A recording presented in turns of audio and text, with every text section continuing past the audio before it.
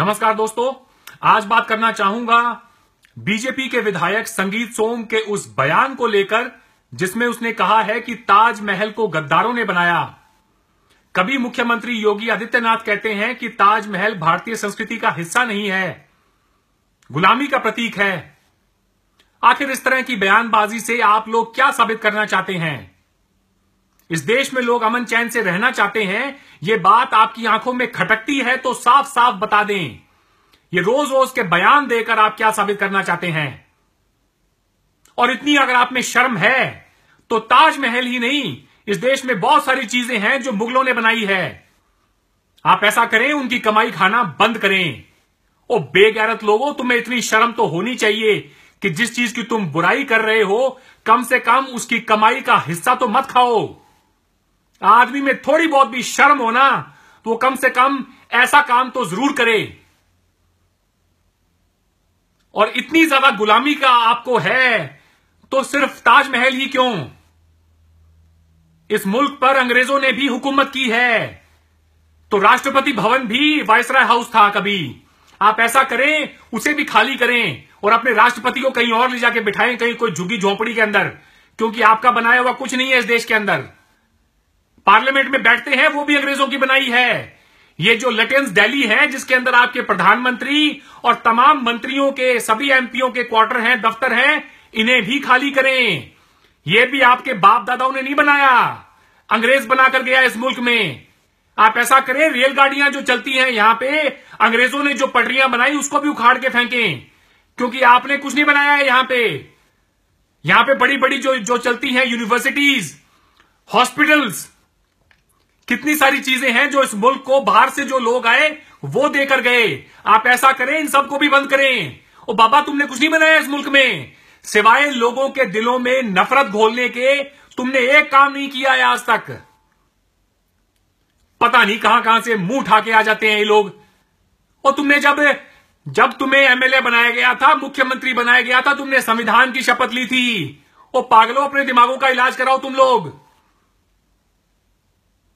जब शपथ संविधान की लेते हो तो उसमें कम से कम उसकी पालना भी कर लिया करो, थोड़ी इज्जत भी कर लिया करो कि संविधान कहता क्या है। क्यों लोगों को आपस में तोड़ रहे हो? अपने ही लोगों का, अपने ही मुल्क का तुम लोग नुकसान कर रहे हो। सबसे बड़े गद्दार तो तुम्हारे जैसे लोग हैं। न जाने कैसे घटिया वो लोग होंगे जिन लोगों ने तुम्हें वोट यहां पे दिया और अपने सर पे बिठाया। हम वो जाहिल लोग हैं जो अपने कातिलों को खुद अपने कंधों पे बिठाते हैं, उसके बाद में शिकायत करते हैं कि ये हमारा खून चूस रहे हैं। ओ बाबा, ये खून ही चूसेंगे हमारा। इनके पास देने को नौकरियां नहीं है, अस्पताल में बच्चे मर रहे इनको नहीं दिखाई देते। इनको ताजमहल 400 साल हो गए, आज रोना रो रहे हो उसका बैठ के। और तुम में इतनी हिम्मत थी तो तुम ये बताओ ना कि ताजमहल ना देखने जाओ तो क्या देखने जाओ? और बाबा, तुमने क्या बनाया? हद हो गई है। जिसका मन करता है वो उठा के गालियां देनी शुरू कर देता है यहां पे। बाज आ जाओ, क्यों इस देश को तोड़ने पे तुम लोग आमदा हो? इस मुल्क में बनाया हुआ तुम्हारा है क्या? ज्यादातर चीजें तो अंग्रेज देकर गए हैं, उससे पहले मुगलों की है। तुम्हारे अपने राजे महाराजाए जो थे वो इस मुल्क के लोगों का खून चूसते थे। जब ऐसे दौर में कि आज राजस्थान के अंदर पानी नहीं है, ऐसे दौर में कि जरा सोच के देखो आज से 200 साल पहले, 300 साल पहले क्या होता होगा। उस जमाने के अंदर ये बड़े बड़े महल जो बने हैं ना, ये बड़े बड़े किले बनाए हैं, आम लोगों का खून चूस चूस के बनाए हैं। हर किसी को दोष दो, अगर दोष देना ही है तो। अंग्रेज इस मुल्क में आया, इस मुल्क को लूट के चला गया, कभी उसके ऊपर तो नहीं बोलते तुम लोग। सिर्फ ताजमहल पे और सिर्फ मुगलों पे, सिर्फ मुसलमानों को ही टारगेट क्यों कर रहे हो? मुगल इस देश में आए, उन्होंने इस देश को अपना बनाया। वो यहां पर रहने के लिए आए, वो लूट के यहां से भागे नहीं। उन्होंने इस देश के अंदर रहकर 400-500 साल तक इस देश का विकास भी किया। इस देश को बहुत कुछ देकर भी गए हैं। इतना जहर मत घोलो कि हमारी आने वाली जो नस्लें हैं वो आपस में लड़कट के मर जाए। तुम जाहिलों का तो कुछ नहीं बिगड़ना, हमारा बहुत बड़ा नुकसान हो जाना है।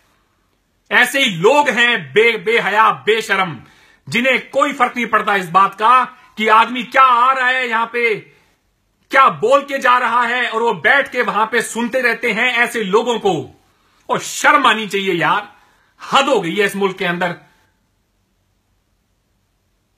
एक इमारत बताओ जहां पर कोई बाहर से कोई अमेरिकी प्रेसिडेंट आए या किसी देश का प्रधानमंत्री आए जिसको तुम कह सको कि मैं उसको वहां लेके जाऊंगा, ये हमारी बनाई हुई है, ये हमारी देन है।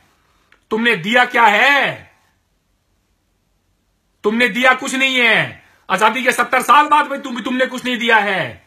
अंग्रेजों का ही दिया खा रहे हो अभी तक, उन्हीं की बनाई यूनिवर्सिटियों में पढ़ रहे हैं।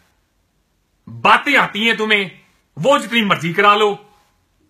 मैं अमूमन गुस्सा नहीं करता हूं ऐसे, पर हद होती है कोई चीज की। हमारे पास करने के लिए बहुत सारे काम हैं। 30,000 नौजवान हर रोज बाजार में निकलते हैं नौकरी की तलाश में। कभी इनके बारे में बात करो। यहां पे ऐसी आबादियां बैठी हैं, 300 मिलियन के यहां पे आबादी है जिसके पास बिजली नहीं है। 30 करोड़ ऐसे लोग बैठे हैं। दुनिया की 33% गरीबों की आबादी हिंदुस्तान में भी रहती है। दुनिया की 33%। कभी उस पर तो नहीं बोले तुम लोग आज तक। हद हो गई है। पूरे अफ्रीकी देश ना, सब सहारन कॉन्टिनेंट के अंदर 26 ममालिक आते हैं। उन 26 देशों में इतने गरीब लोग नहीं रहते जितने हिंदुस्तान में रहते हैं। बताते हुए भी शर्म आएगी तुम्हें। लेकिन नहीं, तुम्हें वोट कैसे मिलेंगे? तुम्हें वोट मिलेंगे जब तुम लोगों के मनों के अंदर जहर घोलोगे। हरगिज़ बर्दाश्त नहीं करेगा ये मुल्क तुम लोगों का ये रवैया। अपने आप को सुधार लो, अपने आप को सुधार लो। कहीं ऐसा ना हो जाए कि इस देश के नौजवानों को आगे आके तुम्हें लात मार के यहां से बाहर फेंकना पड़े। इस देश के अंदर आज भी भगत सिंह के चाहने वाले बहुत बैठे हैं। हम कौमी एकता की बात ही नहीं करते हैं। अगर अपने पे आ गए तो कौमी एकता के लिए तुम्हारे जैसे लोगों को लात भी मार देंगे। इस बात को अपने मन में अच्छी तरह से बिठा लो। और मोदी साहब, आप ऐसे लोगों पे कार्रवाई करें। अगर नहीं कर सकते तो इसका मतलब है आप और आपकी हुकूमत इन लोगों को शय देती है।